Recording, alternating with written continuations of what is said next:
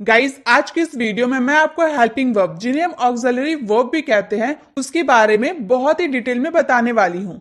Auxiliary verb क्या होते हैं, ये कितने टाइप्स के होते हैं, इन्हें सेंटेंस में कहाँ और किस तरह से यूज किया जाता है, इन सभी के बारे में बहुत ही गहराई से आप जानेंगे। आप चाहे इंग्लिश ग्रामर में बिगनर हो या एडवांस लर्नर हो, ये वीडियो आप सभी के लिए ये इक्वली यूजफुल है, क्योंकि बेसिक लेवल से एडवांस लेवल तक ये कॉन्सेप्ट एक ही वीडियो में मैं आपको बताने वाली हूँ। गाइस, वीडियो स्टार्ट करने से पहले मैं आपके सामने कुछ क्वेश्चन रखना चाहूंगी, जिनको देखने के बाद आपको पता चलेगा अच्छी इंग्लिश सीखने के लिए इस टॉपिक को ध्यान से पढ़ना और समझना क्यों जरूरी है। गाइस, आपके सामने दो सेंटेंस लिखी हुई है। पहला सेंटेंस है I have not to go to office.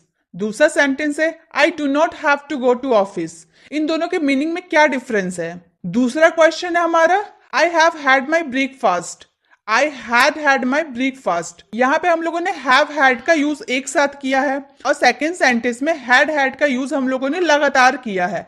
तो हैड को हम लोग एक साथ लिख सकते हैं, तो क्या हैव को एक साथ लिख सकते हैं? अगर हम हैव को एक साथ लिखेंगे तो क्या ये राइट होंगे या रॉन्ग होंगे?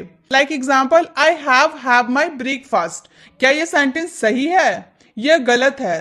क्वेश्चन नंबर 3 और ये आखिरी सवाल है, come to the party, do come to the party. इन दोनों सेंटेंस में क्या डिफरेंस है? गाइज, अगर आप लोग इस तरह के क्वेश्चन में कंफ्यूज है तो ये वीडियो आपको शुरू से लेकर अंत तक देखनी चाहिए, क्योंकि इस वीडियो को देखने के बाद हेल्पिंग वर्ब और ऑक्सिलरी वर्ब में जो कंफ्यूजन है आपको वो 100% क्लियर हो जाएगी। तो हेल्पिंग वर्ब के महारथी बनने के लिए आप मेरे साथ वीडियो के एंड तक बने रहिए। तो चलिए वीडियो को शुरू करते हैं। On the basic of use in a sentence, वाक्यों में प्रयोग के आधार पर सभी तरह के वर्ब्स को हम दो पार्ट में डिवाइड करते हैं। पहला पार्ट मेन वर्ब यानी कि मुख्य क्रिया, दूसरा हेल्पिंग वर्ब यानी कि सहायक क्रिया।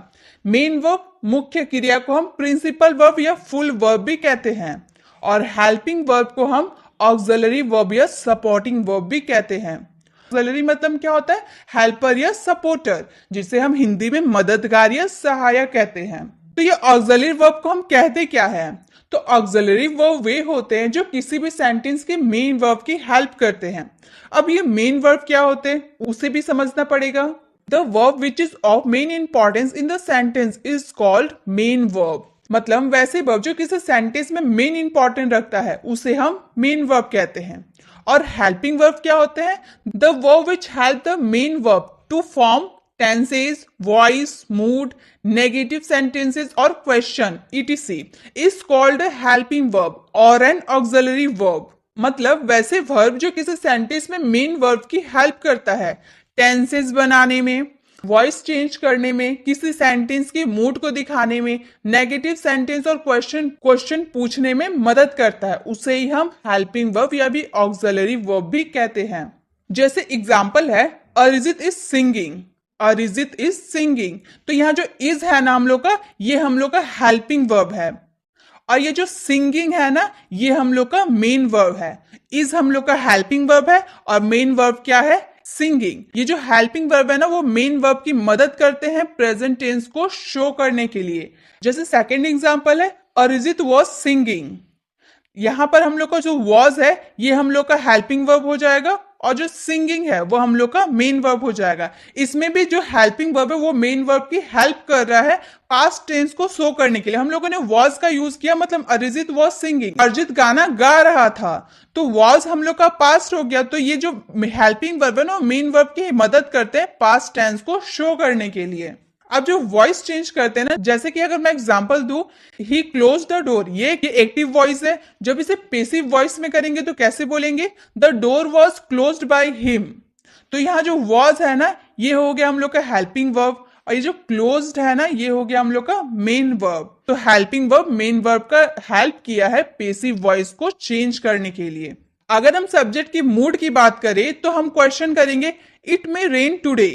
तो यहां पर जो मे है ना, ये हम लोग का हेल्पिंग वर्ब है और ये जो रेन है ना, ये हम लोग का हो गया मेन वर्ब।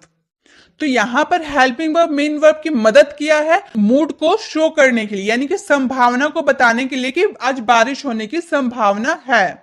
नेगेटिव सेंटेंस और क्वेश्चन वाले सेंटेंस को कैसे बनाएंगे, जैसे अगर हम बोले ही गोज टू ऑफिस, ये तो सिंपल सेंटेंस हो गया, ही गोज टू ऑफिस। अगर हम इसे नेगेटिव सेंटेंस में बनाएंगे तो कैसे बोलेंगे, he does not go to office, he does not go to office. तो एक बात गौर करने की बात है, यहाँ ही के साथ हम लोगों ने गोज, गो में ES लगाया था ना, लेकिन यहाँ पे जब हम नेगेटिव में बनाए तो यहाँ गो लिखे, हम लोगों ने गोज क्यों नहीं लिखा, गो क्यों लिखा, क्योंकि ये हम लोग का मेन वर्ब है और यह हेल्पिंग वर्ब हम लोग का डज है। जो हम लोगों ने हेल्पिंग वर्ब हम लोग को डू को हम लोग चेंज करके, ही हम लोग का थर्ड पर्सन सिंगुलर है, इसीलिए हम लोगों ने डू को चेंज करके डज कर दिया। तो पहले ही हम लोग डू को चेंज कर चुके हैं, तो अब गो को चेंज नहीं करेंगे। यहाँ पे हम लोगों को हेल्पिंग वर्ब नहीं थी, इसलिए हम लोगों ने गो को चेंज किया, लेकिन यहाँ पे जो हम लोग का डू है ना, उसको हम लोगों ने चेंज कर दिया, उसको पहले ही हम लोगों ने डज कर दिया, इसलिए गो में कोई चेंज नहीं आया। अगर हम इंट्रोगेटिव सेंटेंस बनाए तो कैसे बोलेंगे, does he go to office, यहां भी ही थर्ड पर्सन सिंगुलर है, इसलिए हम लोगों ने डू का डज कर दिया और गो में हम लोगों ने कोई परिवर्तन नहीं किया, does he go to office. तो हम सिंपल सेंटेंसेस को नेगेटिव और इंट्रोगेटिव सेंटेंस में कैसे कन्वर्ट करेंगे, आपको समझ में आ गया। अब एक बात नोट करने वाली है, if there is only on verb in a sentence it is the main verb. यदि किसी सेंटेंस में एक ही वर्ब हो तो वही मेन वर्ब होता है। मान लीजिए आपके किसी सेंटेंस में एक ही वर्ब है तो वही आपका मेन वर्ब होगा, हेल्पिंग वर्ब नहीं, मेन वर्ब होगा। जैसे कि एग्जांपल है, ही इज ए टीचर, तो इसको हम लोग हेल्पिंग वर्ब नहीं मानेंगे, हम लोग का इज जो हो जाएगा वो मेन वर्ब रहेगा। ठीक है, जब आपके सेंटेंस में एक ही वर्ब रहेगा तो वो मेन वर्ब होता है, हेल्पिंग वर्ब नहीं होता है। तो वर्ब क्या क्या होता है, is, am, are, was, were, has, have, had, do, does, did, need and dare are used of both helping verb and main verb. मतलब इन सब को हम हेल्पिंग वर्ब के रूप में भी यूज कर सकते हैं प्लस मेन वर्ब के रूप में भी यूज कर सकते हैं। ये आपको ध्यान में रखना होगा, इन सब को हम हेल्पिंग वर्ब के रूप में भी यूज कर सकते हैं और मेन वर्ब के रूप में भी यूज कर सकते हैं। अब देखते हैं हेल्पिंग वर्ब के कितने टाइप्स होते हैं। तो हेल्पिंग वर्ब के 2 टाइप्स होते हैं, एक होता है प्राइमरी ऑक्सिलरी वर्ब, एक होता है मॉडल ऑक्सिलरी वर्ब। तो मॉडल ऑक्सिलरी वर्ब्स को हम मॉडल वर्ब्स या मॉडल्स भी कहते हैं, जो कि मैं आपको मॉडल्स वाली काफी वीडियो में आपको बता चुकी हूँ। अगर आप मॉडल्स नहीं जानते तो आप वहां देख सकते हैं। तो हम इन दोनों में से पहले हम बात करेंगे प्राइमरी ऑक्सिलरी वर्ब की। हम जानेंगे कि प्राइमरी ऑक्सिलरी वर्ब होते क्या है। तो गाइस, प्राइमरी ऑक्सिलरी वर्ब में 3 कैटेगरी के वर्ब्स होते हैं, to be, to have, to do. Guys, आप लोगों ने क्या कभी ये सोचा है verb is am are was verb का ओरिजिन कहां से हुआ है? तो गाइस, मैं आपको बता दूं, इसका ओरिजिन हुआ है वर्ब टू बी से। अब टू बी का क्या मतलब होगा? टू बी का मतलब होता है होना। जैसे कि यहाँ टू बी आपको दिख रहा है ना, टू बी का मतलब होता है होना। तो टू बी में क्या क्या आएगा? Is, am, are, was, were, be, being, been. इन सब के बारे में हम आगे और डिटेल से जानेंगे। टू हैव में क्या क्या आता है? Has, have, had, having. To do में क्या आता है? Do, does, did. ये जितने भी मैंने आपको बताया ना, ये मेन वर्ब में भी काउंट होता है प्लस हेल्पिंग वर्ब में भी काउंट होता है। Its form change according to number person of the subject. Subject के पर्सन और नंबर के अनुसार आपका जो हेल्पिंग वर्ब का फॉर्म है ना, वो चेंज हो सकता है। तो सबसे पहले हम बात करते हैं टू बी की। टू बी में आखिर होता क्या है? तो हम लोगों ने पहले ही देखा टू बी में क्या क्या आते हैं, is, am, are, was, were, be, being, been. Is, am, are और बी ये प्रेजेंट फॉर्म होते हैं, वर्ब का फर्स्ट फॉर्म इसमें यूज होता है। वॉज, वर ये पास्ट फॉर्म होता है, यानी कि वर्ब का सेकेंड फॉर्म। बीन यानी कि पास्ट पार्टिसिपल, यानी कि वर्ब का third form. Being present participle, यानी कि आईएनजी वाला फॉर्म। अब ये गौर करने वाली बात है, इज किस में लगता है, एम किस में लगता है, आर किस में लगता है, वॉज किस में लगता है, वर किस में लगता है, ये भी तो जानना जरूरी है, तभी तो आप किसी भी सब्जेक्ट के साथ इसका यूज कर पाइएगा। तो सबसे पहले इज हमारा लगता है थर्ड पर्सन सिंगुलर के साथ, जैसे कि ही, शी, इट या फिर किसी का नाम, लड़का, लड़की, किसी का भी नाम। ये प्रेजेंट टेंस में ये यूज होता है। एम का यूज सिर्फ और सिर्फ आई के साथ होता है, ये भी प्रेजेंट टेंस में ही यूज होता है। Plural subject present tense.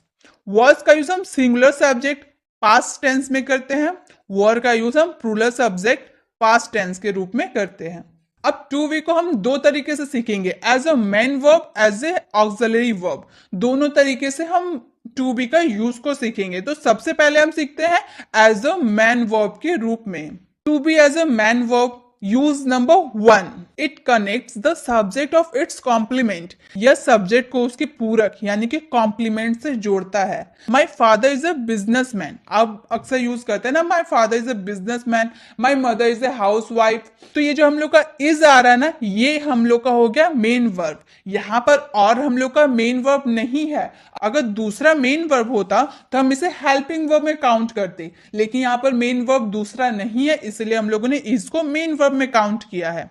ये मेन वर्ब है, इज हम लोग का मेन वर्ब है। तो यहाँ इज एक मेन वर्ब है जो कि सब्जेक्ट माय फादर उसके कॉम्प्लीमेंट यानी कि बिजनेसमैन से जोड़ रहा है। इसी तरह के और भी स्ट्रक्चर है, जैसे पहला स्ट्रक्चर है subject is am are was were plus noun pronoun. Example, she is a girl, वह एक लड़की है।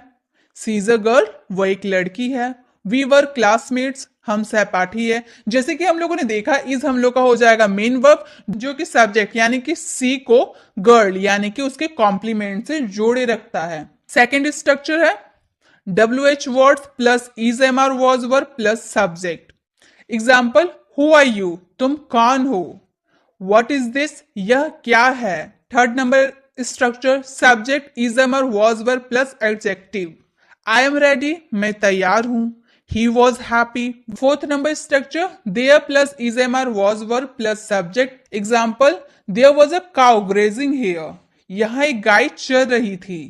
There was a cow grazing here. ये पास्ट की बात की है ना कि यहाँ एक गाय चर रही थी, इसलिए हम लोगों ने was का यूज किया। There was a cow grazing here. There is a man waiting for you. एक आदमी तुम्हारा इंतजार कर रहा है। यहाँ पे हम लोगों ने प्रेजेंट कंटिन्यूअस की बात करें कि वह इंतजार, उसका जो इंतजार है अभी कंटिन्यू चल रहा है, वह तुम्हारा इंतजार कर रहा है। तो यहाँ पर वेट में हम लोगों ने आईएनजी ऐड कर दिया, there is a man waiting for you. तो इसी तरह से आपके और भी स्ट्रक्चर हो सकते हैं। लेकिन अब देखते हैं हम यूज नंबर 2 को। Verb to be used in imperative sentences, verb be at imperative sentences यानी कि आज्ञा सूचक वाक्य में होता है। एग्जाम्पल, बी केयरफुल, सावधान रहे। बी केयरफुल, सावधान रहे। डोंट बी फुलिश, मूर्ख मत बनो। डोंट बी फुलिश, मूर्ख मत बनो।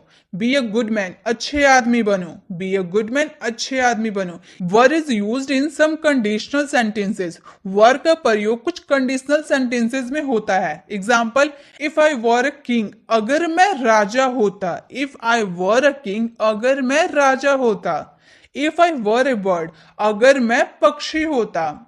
जो हम लोग कल्पना करते हैं वास्तव में वो सत्य नहीं हो सकता है, तो उस वाले सेंटेंस में आप वर का यूज आई के साथ कीजिएगा। तो इसी के साथ हम लोगों ने टू बी का मेन वर्ब में कैसे यूज करते हैं, यूज नंबर 1, यूज नंबर 2 और यूज नंबर 3, तो इसके तीनों यूजेस को हम लोग जान लिए। अब है to be and auxiliary verb. अब टू बी का यूज हम ऑक्सिलरी वर्ब में कैसे करते हैं, ये इसमें भी हम लोग is am are was were का यूज करेंगे। Use number 1, these are use to present participle यानी कि verb ING to form continuous tense. इसका प्रयोग हम प्रेजेंट पार्टिसिपल के साथ कंटिन्यूअस टेंसेस बनाने के लिए किया जाता है। एग्जाम्पल, सी इज राइटिंग, वह लिख रही है। आई एम टीचिंग, मैं पढ़ा रही हूं। What are you doing? तुम क्या कर रहे हो। ये सारे सेंटेंस कंटिन्यू चल रहा है ना, कंटिन्यूअस टेंस को शो कर रहा है। They are used with past participle, verb का third form to form passive voice. इसका प्रयोग हम वर्ब के पास्ट पार्टिसिपल फॉर्म, वर्ब के थर्ड फॉर्म के साथ एक्टिव वॉइस को पेसिव वर्ब में चेंज करने में करते हैं। जैसे एग्जांपल, आई नो हिम, मैं उसे जानती हूं। तो इसे हम जब पेसिव वॉइस में चेंज करेंगे तो हम बोलेंगे he is known to me, he is known to me. Verb का जो फॉर्म है वो चेंज हो जाएगा। तो यहाँ वर्ब का फर्स्ट फॉर्म था, जब पेसिव वॉइस किए तो वो वर्ब का थर्ड फॉर्म चला गया। ही ओपन द गेट, उसने दरवाजा खोला। जब इसे पेसिव वॉइस में करेंगे तो the gate was opened by me. अब टू बी का यूज नंबर 3 है। These are used with infinitive to express duty, commitment, intention, possibility और प्लान। इसका प्रयोग हम इन्फिनेटिव यानी कि 2+ वर्ब के फर्स्ट फॉर्म के साथ किसी योजना, इरादा, आदेश या आज्ञा को प्रकट करने के लिए करते हैं। जैसे योजना के लिए हम कैसे करेंगे, जैसे मैं बोल रही हूं मैं कल दिल्ली जाने वाला हूं, मैं कल दिल्ली जाने वाली हूं या फिर जाने वाला हूं, तो हम बोलेंगे I am to go to Delhi tomorrow, I am to go to Delhi tomorrow. तो यहाँ जो टू गो आया है ना इन्फिनेटिव, हम लोगों ने यहाँ देखा ना 2+ वर्ब का फर्स्ट फॉर्म आएगा, तो 2+ वर्ब का फर्स्ट फॉर्म आया है I am to go to Delhi tomorrow. तो जब भी आपके सेंटेंस में I am to go to Delhi tomorrow आएगा तो आप समझ जाएंगे कि वो इन्फिनेटिव सेंटेंसेस है। जैसे मैं कहूं वह रविवार को आने वाली है, she is to come on Sunday, यहाँ भी 2+ वर्ब का फर्स्ट फॉर्म है। टू बी का यूज हम मेन वर्ब में कैसे किए और टू बी का यूज हम ऑक्सिलरी वर्ब में कैसे किए, आपको समझ में आया। जो आपका सेंटेंस में इज, एम, आर, वाज, वर, आ रहा है ना, तो उसका ओरिजिन किससे हुआ है, टू बी से हुआ है, ये आपको ध्यान रखना है। अब नेक्स्ट यूजेस को देखते हैं जो हमारा है टू हैव। टू हैव का यूज हम has, have, had plus having में करते हैं। जैसे हैव का यूज हम present tense used with I, we, you, they यानी कि प्लूरल सब्जेक्ट के साथ करेंगे। हैज का यूज प्रेजेंट टेंस में करेंगे but singular subject, just like he, she, it या फिर किसी का भी नाम हो सकता है।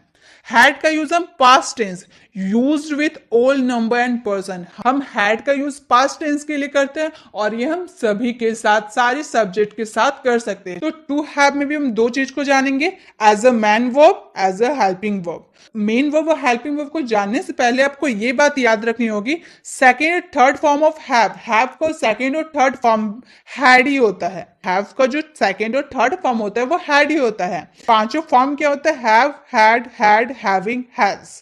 ये आपको याद रखना है। इसके फॉर्म्स सब्जेक्ट के अनुसार इसके फॉर्म्स चेंज होते रहते हैं, तो आपको फॉर्म्स को याद करना होगा। तो टू हैव का फर्स्ट यूजेस है has, have, had are used to show position of ownership. Has, have, had का प्रयोग किसी चीज पर मालिकाना हक या स्वामित्व को व्यक्त करने के लिए किया जाता है। एग्जाम्पल, ही हैज 3 sisters, उसकी 3 बहनें हैं। He had a big house, उसके पास एक बड़ा घर था। Use number 2, have is used to in sense of eat, drink, do, enjoy, take, experience, etc। Guys, use to have का ये बड़ा ही इंपॉर्टेंट टॉपिक है, इसको आपको बहुत ही ध्यान से समझना होगा। एक्चुअली टू हैव का जो ऐसा वर्ब है ना, ये पानी की तरह होता है। जैसे हम पानी को जिस बर्तन में रखते हैं वो उसी का आकार ले लेता है, उसी तरह से हम वर्ब हैव को जिस सेंटेंस में रखेंगे वो तो उसी सेंटेंस के मीनिंग के अनुसार वो अपने फॉर्म को चेंज कर लेता है। जैसे कि आप क्या लेंगे, चाय या coffee. What will you have, tea or coffee? तो यहाँ पर सेंटेंस के सेंस को देखकर ही पता चल रहा है कि हैव का जो मतलब है ना, उसका मतलब है ड्रिंक। हैव का मतलब ड्रिंक, क्योंकि चाय और कॉफी को तो पिया जाता है, तो हम क्या बोल रहे, What will you have, tea or coffee? क्या आप लेंगे, चाय या कॉफी? तो चाय और कॉफी तो पीने के लिए लेंगे, तो यह हैव का यूज हम ड्रिंक के रूप में किए हैं। तो उसी तरह से हैव का यूज हम जिस सेंटेंस में करेंगे वो उस सेंटेंस के मीनिंग के अनुसार चेंज हो जाता है। जैसे और एग्जांपल देखते हैं, कृपया आप लंच करेंगे, प्लीज हैव योर लंच। यहाँ पे हैव अब चेंज होकर ईट के रूप में यूज होगा, क्योंकि भोजन यानी कि लंच खाया जाता है ना, इसीलिए हैव यहाँ पर ईट में चेंज हो गया है। मैं नहाऊंगा या स्नान करूंगा, I will have a bath. यहां जो हैव है ये डू यानी कि करना, किसी चीज को करना में चेंज हो गया, क्योंकि नहाना तो किया जाता है ना, तो डू यानी कि करना, यहां हैव का मतलब डू हो गया है। Use number 3, generally have is not use to continuous form, but if have means eat, drink, do, experience, enjoy और take etc, then we use have in continuous form। यानी हम हैव का use continuous tense के रूप में नहीं कर सकते, लेकिन जब हम ईट, ड्रिंक, डू, एक्सपीरियंस, इंजॉय और टेक की बात करेंगे तो हम वहां पर हैव का फॉर्म चेंज कर देंगे। जैसे कि हम एग्जांपल है, वे लोग पार्टी या फिर जश्न मना रहे हैं, दे आर हैविंग पार्टी। अभी हम लोगों ने क्या देखा कि हैव को हम लोग चेंज नहीं करेंगे, आईएनजी नहीं ऐड होगा, लेकिन यहाँ पे हम हैव का मतलब क्या है, इंजॉइंग, मतलब मना रहे हैं, पार्टी मना रहे हैं, इंजॉय कर रहे हैं। तो यहाँ हैव का मतलब इंजॉय था, इसलिए हम लोगों ने हैव को हैविंग कर दिया। वह नहा रहा है या स्नान कर रहा है, he is having a bath. और यहां पर हैविंग का मतलब हो गया डूइंग, ये कंटिन्यूअस है इसलिए डू में आईएनजी। वह नहा रहा है, he is having a bath, having का मतलब डूइंग, कर वो काम वो कर रहा है। हम लोग छुट्टी मना रहे थे, we were having a holiday, या हैविंग का मतलब इंजॉय हो गया। मैं इन दिनों मुश्किल समय से गुजर रहा हूं, I am having a difficult time now days. तो यहाँ हैविंग का मतलब एक्सपीरियंस, अनुभव कर रहा है, मुश्किल समय को गुजार रहा है, वो अनुभव कर रहा है उसका। तो यहाँ हैविंग का मतलब एक्सपीरियंस हो गया। जो हैव है ना उसको कंटिन्यूअस फॉर्म में चेंज नहीं करते, लेकिन जब हम ईट, ड्रिंक, डू, एक्सपीरियंस, इंजॉय और टेक की बात करेंगे ना तो हम उसकी फॉर्म को चेंज कर सकते हैं। अब हम लोग देखेंगे टू हैव का जो यूज है ऑक्सिलरी वर्ब में कैसे किया जाता है। तो use number 1, helping verb has have had are used with past participle verb का third form to form perfect tense. Present perfect tense में हैज हैव का यूज करेंगे, पास्ट परफेक्ट टेंस में हैड का यूज करेंगे, फ्यूचर परफेक्ट टेंस में shall have, will have का use करेंगे। हैव का यूज शैल और विल के साथ कर सकते हैं। जैसे एग्जांपल है, मैंने एक नई कार खरीदी, ये हम प्रेजेंट परफेक्ट टेंस में बात किए ना, कि तो हम बोलेंगे I have bought a new car, I have bought a new car. यहाँ जो हैव है ये एक हेल्पिंग वर्ब है, और यहाँ बोट जो है वो मेन वर्ब है। बाय का थर्ड फॉर्म बॉट है जो हम लोग का मेन वर्ब है। तो I have bought a new car means मैंने एक नई कार खरीदी, ये प्रेजेंट परफेक्ट टेंस है। वो खा चुका है, वो कंप्लीट कर चुका है, अपना खाना वो कंप्लीट कर चुका है, तो हम बोलेंगे ही हैज ईटन। क्योंकि ही थर्ड पर्सन सिंगुलर है इसलिए उसके साथ हैज का यूज किए, ही हैज ईटन। तो यहाँ हम लोग का हैज वो हेल्पिंग वर्ब है, और ईटन है वो हम लोग का मेन वर्ब है, ईट का थर्ड फॉर्म है। वह अपना काम खत्म कर चुका था, ये हम लोग का पास्ट परफेक्ट टेंस है, क्योंकि यहाँ पास्ट की बात करें ना, वो अपना काम खत्म कर चुका था, पास्ट में वो अपना काम परफेक्टली खत्म कर चुका था। तो हम बोलेंगे he had finished his work. तो हैड है प्लस वर्ब का थर्ड फॉर्म हम लोग का है, फिनिश का third form finished. He had finished his work, वो अपना काम खत्म कर चुका था। मैं उसे सोमवार तक मिल चुका रहूंगा, ये फ्यूचर की बात करें, अभी हम मिले नहीं है, अभी हम बोल रहे हैं कि मैं उसे सोमवार तक मिल चुका रहूंगा। तो बोलेंगे I shall have meet him till Monday, I shall have meet him till Monday. तो यहाँ शैल हैव हम लोग का हेल्पिंग वर्ब है, और मीट हम लोग का वर्ब का थर्ड फॉर्म है मीट का। शैल हैव हम लोग का हेल्पिंग वर्ब हो गया, मीट हम लोग का थर्ड फॉर्म हो गया। तो I shall have meet him till Monday, मैं उसे सोमवार तक मिल चुका रहूंगा। अब मैं आपको जो बताने जा रही हूँ ना उसे बहुत ही ध्यान से समझिएगा, क्योंकि इसमें मोस्ट ऑफ द स्टूडेंट की कंफ्यूजन रहती है। She has had her morning tea, I have had my breakfast, we had a good time in holidays. Verb has have had, work is both a main verb and helping verb. वो has have had काम करता है main verb के रूप में भी और helping verb के रूप में भी। तो आपको ये याद रखना है कि has have had main verb के रूप में भी काम कर सकता है और हेल्पिंग वर्ब के रूप में भी काम कर सकता है। जैसे मैंने कहा था ना, she has had a morning tea, यहाँ पे देखिए हैज और हैड दोनों हम लोगों ने यूज किया है ना, तो ये जो हम लोग का पहला हैज है ना ये हो गया हम लोग का हेल्पिंग वर्ब, और जो सेकंड हैड है ना ये हम लोग का हो गया मेन वर्ब, जो है वर्ब का थर्ड फॉर्म हम लोग का है। यहाँ पे हम लोगों ने देखा ना वर्ब का थर्ड फॉर्म यूज करना, तो हैज का थर्ड फॉर्म हैड होता है। तो आप ये हेल्पिंग वर्ब इसे समझिएगा मत, ये मेन वर्ब है जो अपना फॉर्म चेंज कर चुका है, हैज का थर्ड फॉर्म हो चुका है हैड।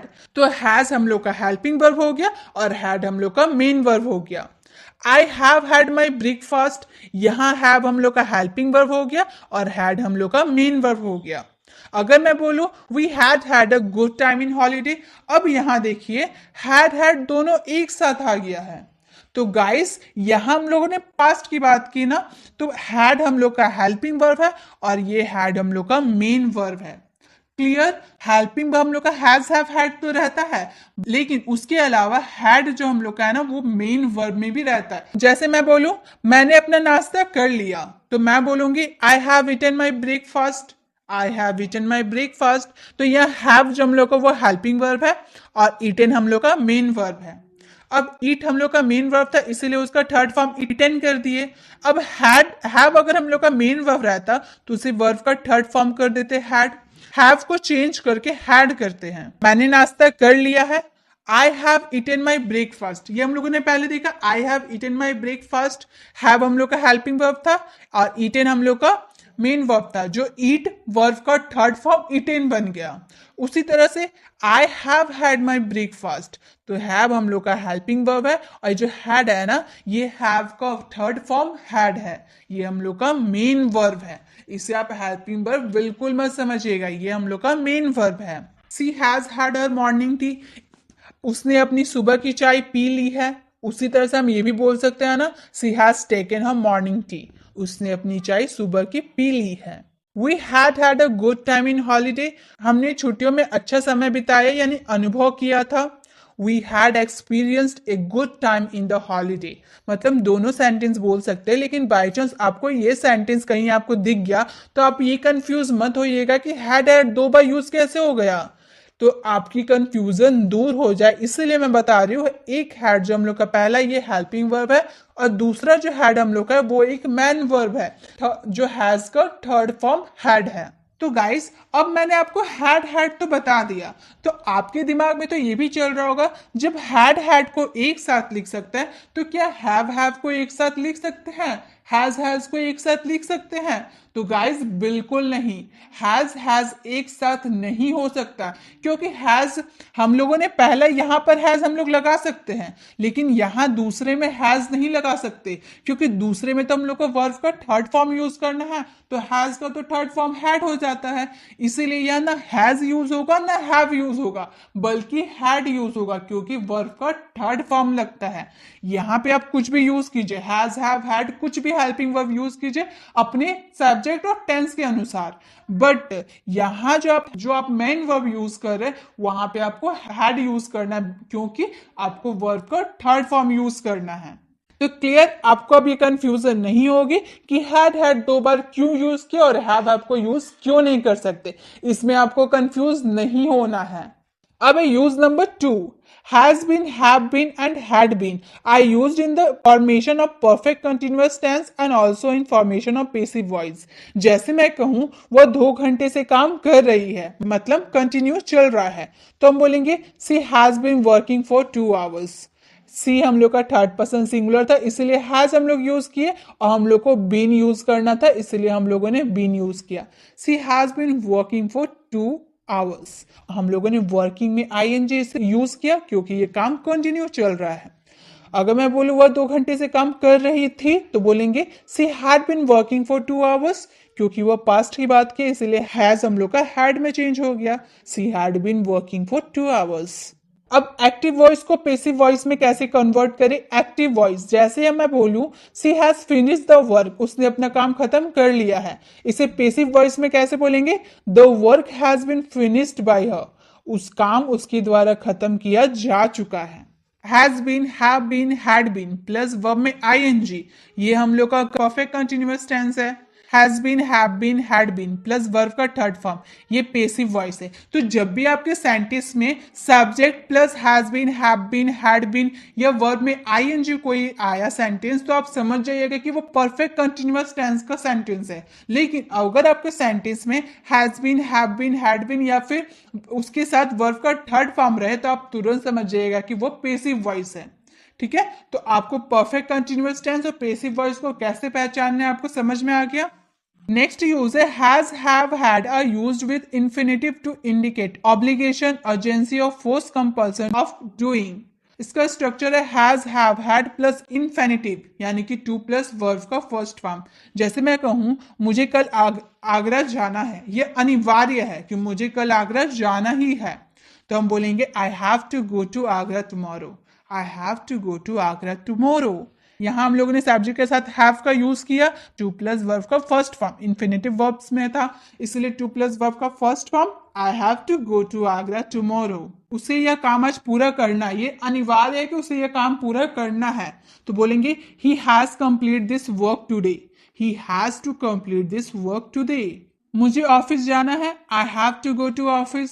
अगर मैं कहूँ मुझे ऑफिस नहीं जाना है तो हम बोलेंगे I have not to go to office. Negative था इसलिए हम लोग नॉट का यूज किया, I have not to go to office.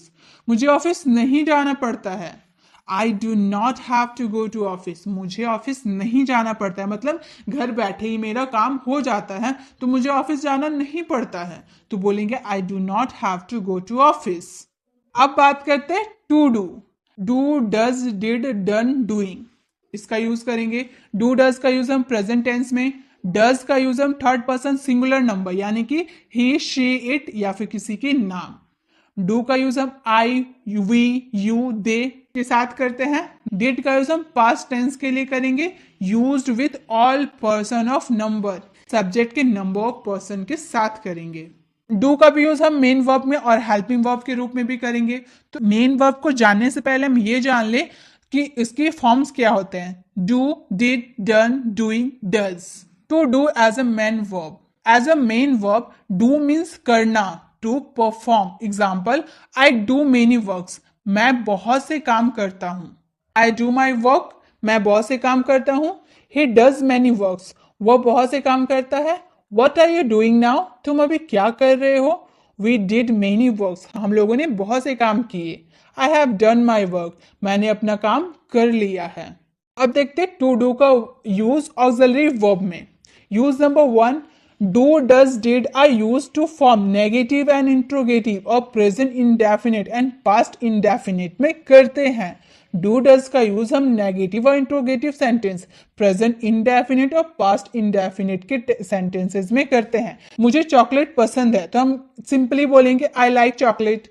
मुझे चॉकलेट पसंद है, आई लाइक चॉकलेट, ये तो हम लोग सिंपल बोले। जब इसे हम नेगेटिव में बोलेंगे तो कैसे बोलेंगे, I do not like chocolate, मतलब मुझे चॉकलेट पसंद नहीं है। हम डू नॉट को एक साथ आई डोंट लाइक चॉकलेट भी कह सकते हैं। क्लियर, मुझे चॉकलेट नहीं पसंद है कहना हो तो हम बोलेंगे I do not like chocolate. Interrogative sentence में करें तो बोलेंगे डू यू लाइक चॉकलेट, क्या तुम्हें चॉकलेट पसंद है। तो सिंपल हमें बोलना हो मुझे चॉकलेट पसंद है तो हम बोलेंगे आई लाइक चॉकलेट। अगर हम बोले मुझे चॉकलेट पसंद नहीं है तो बोलेंगे I do not like chocolate. अगर हम बोले कि क्या तुम्हें चॉकलेट पसंद है तो बोलेंगे डू यू लाइक चॉकलेट। वह क्रिकेट खेलता है, ही प्लेज क्रिकेट। वह क्रिकेट नहीं खेलता है, he does not play cricket. अब देखिए यहां पर हम लोगों ने प्लेस का यूज किया, यहां प्ले का यूज किया, यहां भी खेलना था, यहां भी खेलना था, तो अलग अलग हम लोगों ने क्यों यूज किया, यहां पर एस यूज किया, यहां पे क्यों नहीं यूज किया, क्योंकि यहां पे हम लोग का और कोई हेल्पिंग वर्ब नहीं था और यहां पे हम लोग का डज जो हेल्पिंग वर्ब है ये इसको हम लोग चेंज कर चुके हैं, डू को हम लोग डज बना चुके हैं, इसीलिए प्ले को हम लोग चेंज नहीं करेंगे।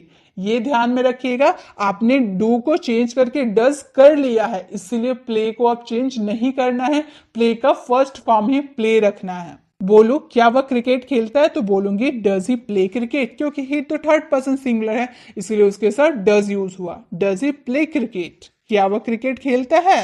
अब पास्ट इंडेफिनिट टेंस की बात करते हैं। सी प्लेड वेल टुडे, वह आज अच्छा खेली।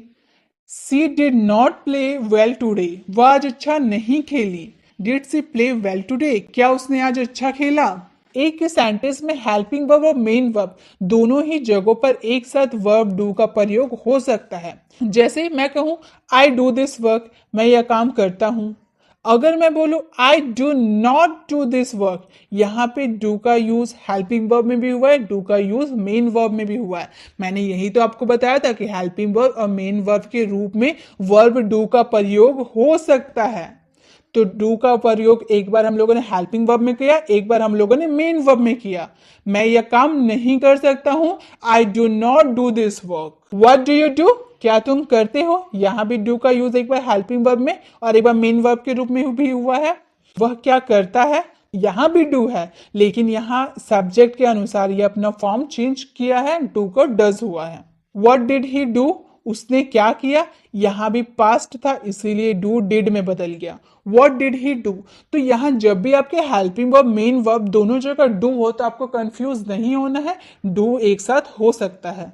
Use two, do does did are use to emphasize the affirmative nature of statement.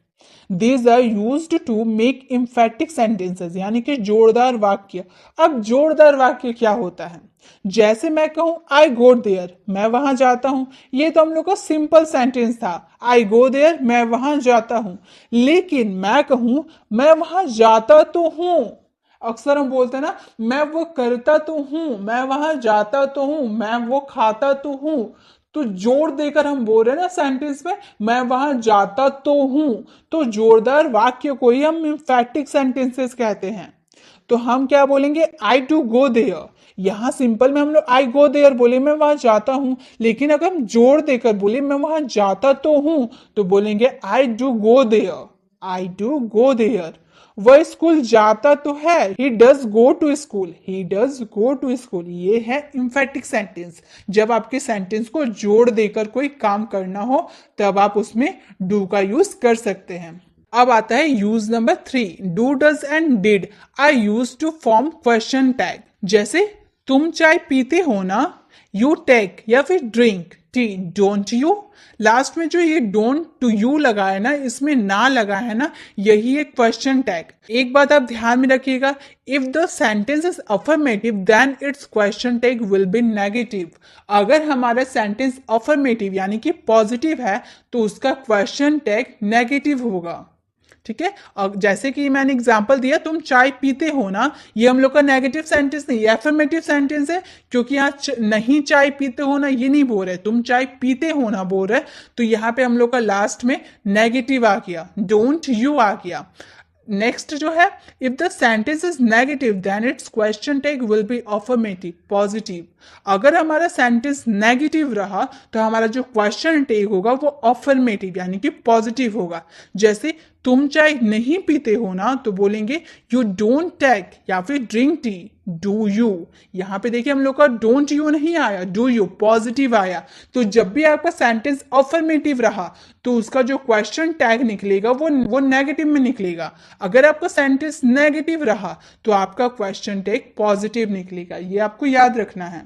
इसके और एग्जांपल्स को देखते हैं। वह तुम्हें जानता है ना, he knows you doesn't he, he knows you doesn't he.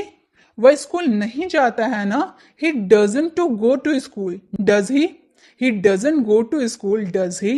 वह स्कूल गया ना, he went to school didn't he, he went to school didn't he. वह स्कूल नहीं गया ना, he didn't go to school did he, he didn't go to school did ही। तो guys I hope आपके basic से लेकर एडवांस तक सारे हेल्पिंग वर्ब आपके कवर हो गए, आपको डिटेल में समझ में आ गया। अब इसी के साथ मैं आपको एक क्वेश्चन देती हूं, मैं उसे जानती हूं ना, इसका आंसर आपको कमेंट बॉक्स में करना है। वीडियो अच्छी लगी तो वीडियो को लाइक करें, अगर आप चैनल पर नए तो चैनल को सब्सक्राइब कर बेल आइकन जरूर क्लिक करें ताकि जब भी मैं वीडियो अपलोड करूं आप तक नोटिफिकेशन मिलती रहे। मिलते हैं नेक्स्ट वीडियो में, तब तक के लिए कीप लर्निंग।